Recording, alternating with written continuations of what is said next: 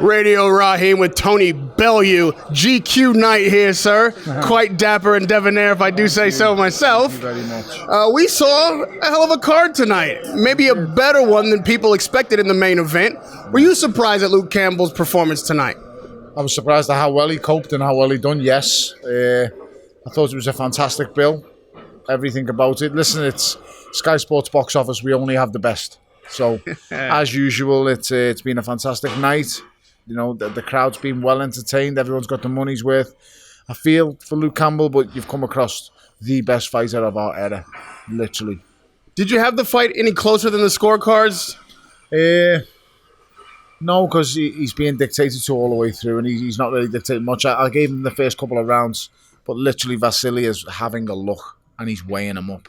Every move he makes, every twitch he makes after a feint, everything he does, he's just weighing him up, just looking at him over. It's like he's like a lion watching his prey before he attacks, and he's unbelievable. I've never seen a fighter like him with Rahim. I really haven't. So, in my opinion, he's the closest thing I've seen to a prime Roy Jones Jr. And in my opinion, a prime Roy Jones Jr. is the greatest fighter that's ever graced boxing. Well, with that said, this question almost seems silly, but maybe there's an answer to it. Is there a challenge out there for Lomachenko? If not at 35 or 30, maybe at 40? I think that the only thing that beats Vasily Lomachenko is size. I genuinely believe that. Nobody has beaten this boy from 135 and below. 140, there's guys who can cause him a lot of trouble. I think Mikey Garcia is a hell of a lot of trouble. Is it fair to pressure him to go to 140 to find those challenges? No, it's not. No, it's not at all. It's not fair. It's unfair if I'm being totally honest. So, weight divisions are here for a reason, for a boxer's safety. Why should he jeopardise safety? You can see there tonight, I think the reason Luke Campbell's been able to survive for them 12 rounds is because of his size. And that's why he survived. A smaller man would not have been able to keep with Vasily Lomachenko tonight like that.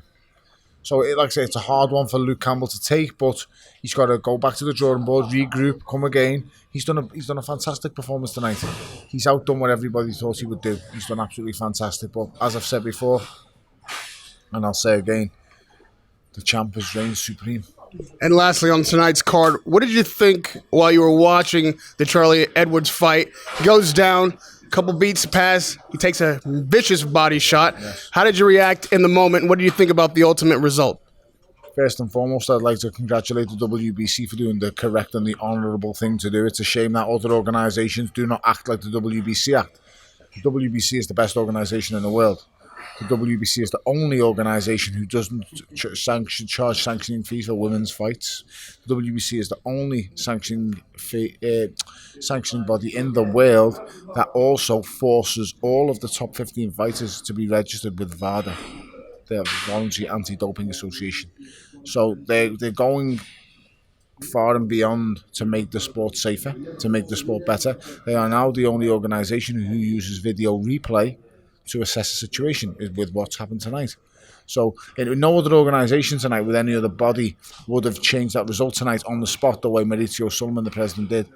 A huge credit has to go to Maurizio Sullivan tonight, because that takes an awful lot of courage to stand up there and go, and let's bear in mind, this was against his fellow countryman. It's a Mexican who's just won the title, and he's had the guts to stand up and go, that's not right, I'm declaring this a no contest. There'll be an immediate rematch. Fair play to him. Because I'll tell you now, very few others would have done what he done tonight. Radio Rahim with world-class boxer, world champion, excellent announcer, commentator, and analyst to boot, Tony BELLEW. Always a pleasure to talk to you, man. Always love seeing you. Keep watching Radio Rahim. Thank you. If you keep watching, I'll keep doing it. Radio Rahim with Tony BELLEW.